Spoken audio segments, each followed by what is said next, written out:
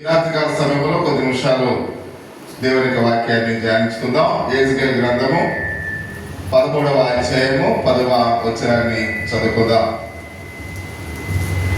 యెహెజ్కేలు గ్రంథము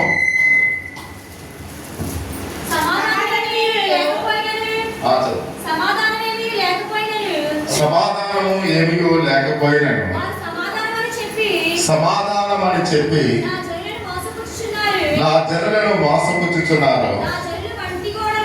నా జనులు మట్టి గోడను కట్టగా వారు వచ్చి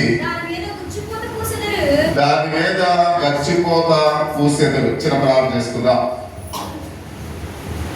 పరిశుద్ధుడా మోహనుడా సర్వాధికారి తండ్రి, గడిచిన కాలం అంతా కూడా నీ దయలో నీ కృపలో మమ్మల్ని భద్రపరిచి ఈ రాత్రికాల సమయంలో కొద్ది నిమిషాలు నీ యొక్క సందేశాన్ని వింటూ ఉండగా పరిశుద్ధాత్మదేవ మీరు మాతో ఉండి మమ్మల్ని నడిపించమని మా ప్రభువు రక్షకుడు యేసుక్రీస్తు నామమున ప్రార్థించి వేడుకొంచున్నాం పరమ తండ్రి, ఆమేన్. ప్రియ సహోదరి సహోదరా, మట్టి గోడకు గచ్చిపోత అనే దాని గురించి కొన్ని విషయాలు మనం తెలుసుకుందాం. మట్టి గోడకు గచ్చిపోత. పూర్వ దినాల్లో మనం చూసినట్లయితే కాకినగర్ టైంలో ఆ యొక్క ధవళేశ్వరం యొక్క బ్రిడ్జి కట్టడం మనం చూసినట్లయితే అప్పుడు సున్నము సిమెంట్తో కట్టేవారు ప్రియమైన మాట. తర్వాత మట్టి ఇటుకలతో కూడా గృహాలు కట్టేవారు. మట్టి ఇటుకలతో అడుసు కలిపి ఆ యొక్క గోడ కట్టి దానికి పైగా మళ్ళీ చేసేవారు గచ్చిపోత పోసేవారు.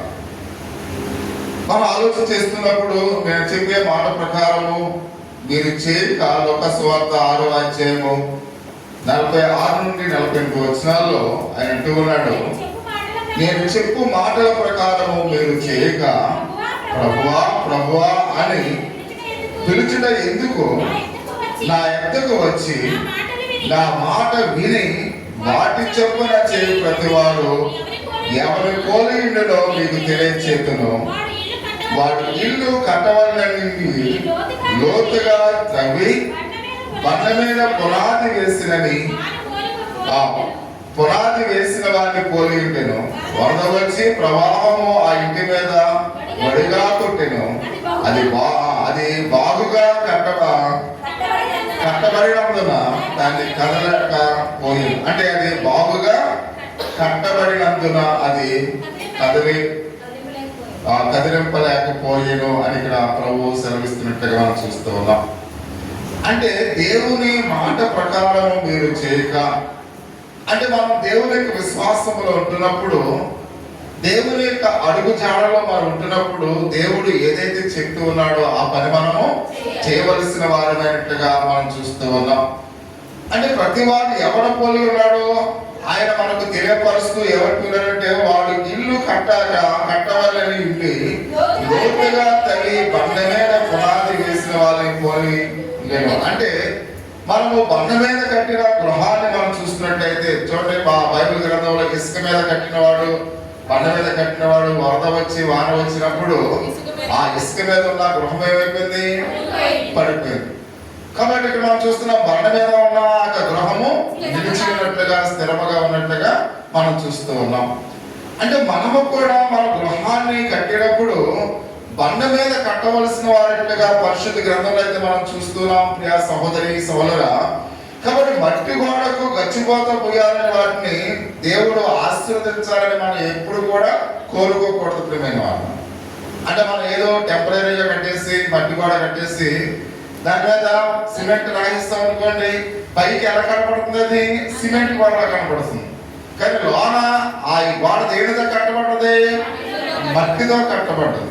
అయితే పైన కవరింగ్ మాత్రం సిమెంట్ కవరింగ్ ఇచ్చారు. కాబట్టి అది స్థిరముగా ఉంటుందా? ఉండదు. కాబట్టి అందుకనే మనము ఎప్పుడైతే మన గృహాన్ని మామూలుగా పండిటితో సిమెంట్తో మళ్ళీ కట్టి దాన్ని దాని పైన మరి ప్లాస్టిక్ చేసాం అనుకోండి, అది ఎలా ఉంటుంది? చాలా స్ట్రాంగ్ గా ఉంటుంది. అది 100 years ఉంటుంది. కానీ మట్టి గోడలు తాత్కాలికంగా ఉంటాయి. అవి వర్షం వచ్చినప్పుడు అది కరిగిపోయి ఏమవుతాయి? పడిపోతాయి. అంటే మానవుని యొక్క జీవితంలో ఆయన మాట్లాడుతున్నాడు, అటువంటి వాటిని నా గృహ ఇక్కడ మనం మట్టికోత కట్టి పైన మామూలుగా ఆ సిమెంట్ పోసేసిన తర్వాత నా ఇల్లు బాగుండాలి 100 సంవత్సరాలు ఉండాలని ప్రార్థన చేసాం అనుకోండి, అది ఏమవుతుంది? మూర్ఖత్వం అవుతుంది ప్రియమైన. అంటే మన గృహము స్టాండర్డ్ గా లేకుండా, ఇప్పుడు దేవుడు వెలిగించి దేవుడా ఈ రోజు నేను ఎగ్జామ్ రాస్తున్నాను నువ్వే పాస్ చేయించాలంటే అది ఎలా ఉంటుంది? వేరుతనంగా ఉంటుంది. అంటే మనము పని లేకుండా, కాబట్టి అన్ని కూడా దేవుడే చేసేయాలంటే మనం రైల్వే ట్రాక్ ఎదురుగా వెళ్ళి నాకు ఏ అపాయం జరగకుండా ఉండాలి అంటే అది ఎలా ఉంటది? అవివేకం అవుతుంది. అంటే మనము మన పని మనం చేయాలి, అప్పుడు దేవుడు మనకు సహాయం చేస్తాడు. చాలా మంది ఏం చేస్తున్నారు? సమస్తములు కూడా దేవుడే చూసుకుంటాడు, నేను అజ్ఞానంగా ఉంటాను, సోమరుగా ఉంటాను, ఆ మాలుగా తెలియలేని వాడిగా ఉంటాను, దేవుడే చూసుకుంటాడంటే అది సాధ్యమా? సాధ్యం కాదు. అంటే అన్ని దేవుడే చూసుకుంటాడు అనే అవివేకాన్ని మనం ఎప్పుడు కూడా కలిగి ఉండకూడదు. మనం పని మనం చేయాలి, అప్పుడు దేవుడు మనకి ఏం చేస్తాడు? సహాయం చేస్తాడు. కాబట్టి అందుకే ప్రతి విషయంలో కూడా ఆయన మాట్లాడుతూ ఉన్నాడు. మట్టి గోడకు గచ్చిపోత పూసి నన్ను ఆశీర్వదించంటే అది చాలా వెలుతనంగా ఉంటుంది అనే విషయాన్ని పరిశుద్ధ గ్రంథంలో అయితే మనం చూస్తూ ఉన్నాం. అంటే భక్తిలో జారిపోయిన అనేక మంది బోధకులను మనం చూస్తూ ఉన్నాం, అనేక మంది భక్తులను కూడా మనం చూస్తూ ఉన్నాం. అది యోహాను సువార్త 12వ అధ్యాయము 33వ వచనంలో ఆయన ఒక మాట మాట్లాడుతూ ఉన్నాడు. దేవుని మెప్పు కంటే మనుషుల మెప్పు ఎక్కువగా అపేక్షించే వారి విషయంలో మనం చూస్తూ ఉన్నాం. చాలా మంది చూడండి మనుషుల మెప్పు కొరకు ఆలోచన చేస్తుంటారు. కాబట్టి మనం మనుషుల మెప్పు కొరకు ఒకవేళ బోధకుడైనా అయితే ఇక్కడ విశ్వాసైన మనుషుల యొక్క మెప్పు కొరకు మనం మాట్లాడకూడదు. ఎప్పుడు కూడా మనం ఉన్నది ఉన్నట్లుగా చెప్పాలి. కాబట్టి ఈ మనుషులు నన్ను తిరస్కరిస్తారేమో, ఈ మనుషులు నాకు దూరం అయిపోతారేమో, నేను కొన్ని ఈ లోక సంబంధమైన లాజిక్ గా నేను మాట్లాడాలంటే అది మనుషులు సంతోషపెడుతుంది కానీ దేవుడు ఏమాత్రం కూడా సంతోష పెట్టదు. కాబట్టి అందుకనే ప్రతి విషయంలో కూడా మనం మనుషులను సంతోష పెట్టే వారుగా ఉండకూడదు, కానీ మన క్రియలు, మన మాటలు, మన ఆలోచనలు దేవుణ్ణి సంతోషపరిచేట్లుగా ఉండాలి అని పరిశుద్ధ గ్రంథంలో చాలా తేటతెల్లగా చెప్తున్నట్లుగా మనం చూస్తూ ఉన్నాం.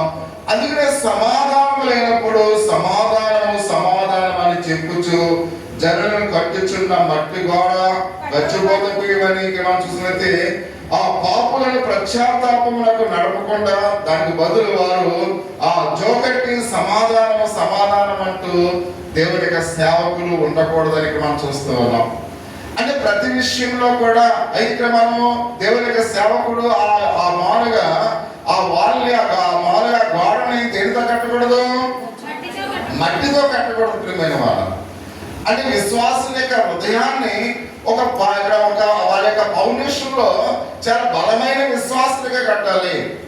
అందుకని మట్టి గోడ మీద కట్టినట్లుగా మనం కట్టి ఏదో వాళ్ళు ఎన్ని పొరపాట్లు చేస్తున్నా, ఎన్ని విధాలుగా ఉంటున్నా వారి జీవితాలు మారక అవిశ్వాసంలోనే అవివేకంలోనే వాళ్ళు ఉంటున్నప్పుడు ఏం పర్లేదు, సమాధానంగా ఉండండి మనం ఆ జాల పాడేవారంగా ఉండకూడదు. మారు చూడండి, ఇప్పుడు కొన్ని గృహాల్లో మనం చూస్తాం సంటి పిల్లలు ఎత్తుకుంటూ ఉంటారు. ఆ సంటి పిల్లలు ఎత్తుకునే వాళ్ళు నిద్రపోవడానికి ఏం చేస్తారు? వాళ్ళు జాల పాడుతూ ఉంటారు. కాబట్టి ఒక సేవకుడు లేక ఒక విశ్వాసి కాబట్టి ఇక్కడ సమాధానం లేకుండా ఉన్న ఆ పరిస్థితిని చూసి అక్కడ జాలపాడేవాడుగా ఉండకూడదు. ఏం చేయాలి?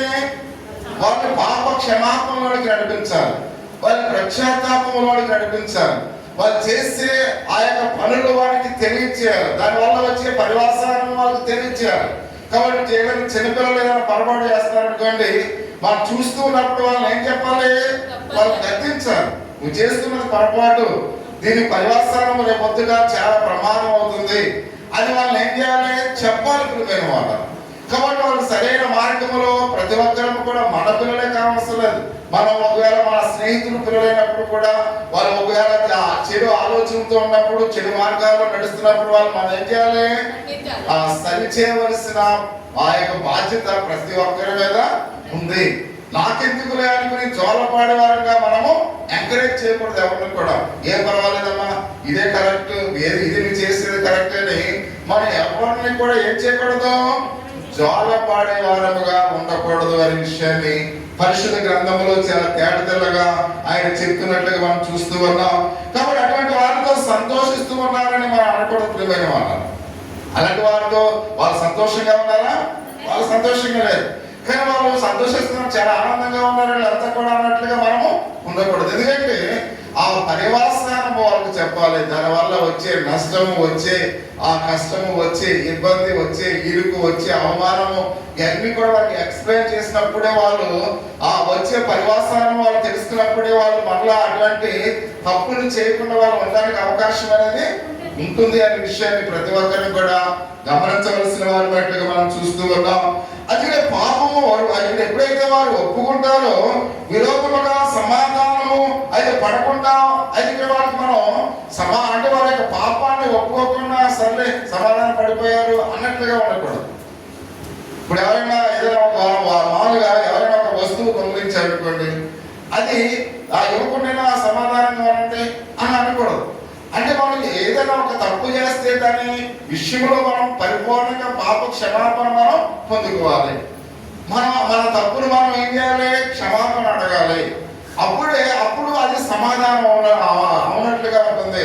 అంతేగాని మనం ఎప్పుడు కూడా మనము నేనేం చేయలేదు, నేనేం మాట్లాడలేదు, నేను ఎలా ఉంటానంటే అక్కడ వీళ్ళందరూ సమాధానం పడిపోయారని మనం చెప్పకూడదు. ఎందుకని వాళ్ళు ఒకరికొకరు అంగీకరించలేదు, ఒకరికొకరు వారి యొక్క చేసిన ఆ యొక్క అపరాధాన్ని వాళ్ళు ఏమాత్రం కూడా ఒకరికొకరు ఒప్పుకోలేదు.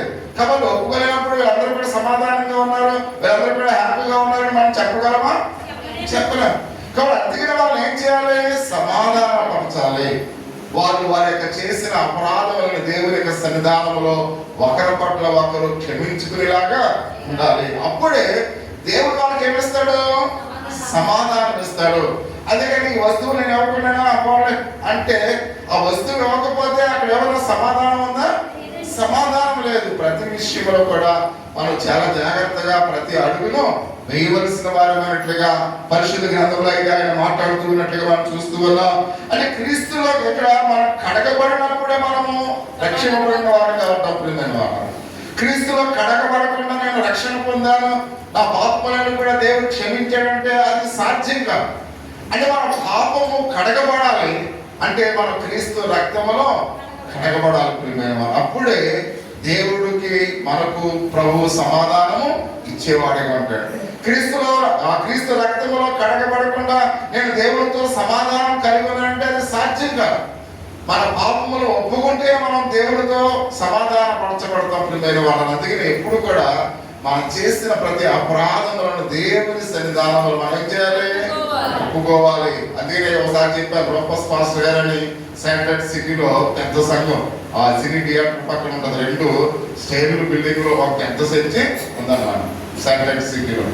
కాబట్టి ఆయన ఒకసారి ఆ ట్రైనింగ్ లో పెద్ద ఆయనతో ఏదో మాట వచ్చి ఏదో గమని సీరియస్ అయితే ఆయన చావు బ్రతుకులో ఉన్నప్పుడు వాళ్ళ ఇంటికి వెళ్ళి ఇంకా మామూలుగా మామూలుగా అప్పుడా చనిపోయే సమయంలో ఇంటికి వెళ్ళి చేయి పట్టుకుని, అన్నయ్య ఒకసారి మీకు తప్పుగా నేను మాట్లాడాను, దాన్ని క్షమించు అని ఆ మామూలుగా చనిపోవడానికి ముందు ఆ టైంలో వెళ్ళి ఆ పాస్టర్ గారు ఏం చేశాడు? క్షమించమని అడిగేట్టు. అది సమాధానం అంటే. అంతేగాని నేను ఆ మారవాడు చనిపోతున్నాడు కదా వాడికి నాకేంట్లే అన్నట్లుగా ఉంటే ఆ సమాధానంతో మనము ఉంటాం ప్రియమైన వాళ్ళు. నీ పరుగు వారిని నువ్వు క్షమించకపోతే దేవుడు కూడా నీ అపరాధములను క్షమించడు. అప్పుడే మనం ఎప్పుడైతే మన పొరుగు వారిని మన అంతరాత్మ తెలియపరుస్తుంది మనం చేసే ప్రతి అపరాధమును. కాబట్టి మనం ఏం చేయాలి? మన పొరుగు వారితో సమాధాన పడాలి, మనము తగ్గించుకోవాలి. ప్రతి విషయంలో కూడా గర్వించకూడదు. తగ్గించుకుని మన పొరుగు వారితో మనం ఏం చేయాలంట? సమాధానం పడినప్పుడే నిజమైన సమాధానం మనకు వస్తుంది, నిజమైన పాప క్షమాపణ మనకు వస్తుంది. అప్పుడు ప్రభు మనను అంగీకరించి మనల్ని కూడా ఏం చేస్తాడైనా క్షమిస్తాడు అనే విషయాన్ని పరిశుద్ధ గ్రంథంలో చాలా తేటతెల్లగా వ్రాయబడి మనం చూస్తున్నాం.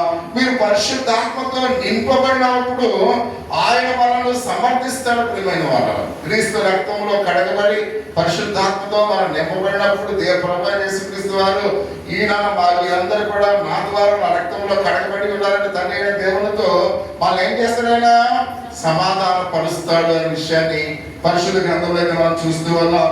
కాబట్టి చాలా మంది ఆ జనులు కాబట్టి వివాహ కార్యక్రమాలు మనం చూసినట్లయితే పురుషులైన వారు యవనస్తులు చాలా కట్నాలకు చాలా ఎక్కువ ఆశిస్తూ ఉంటారు.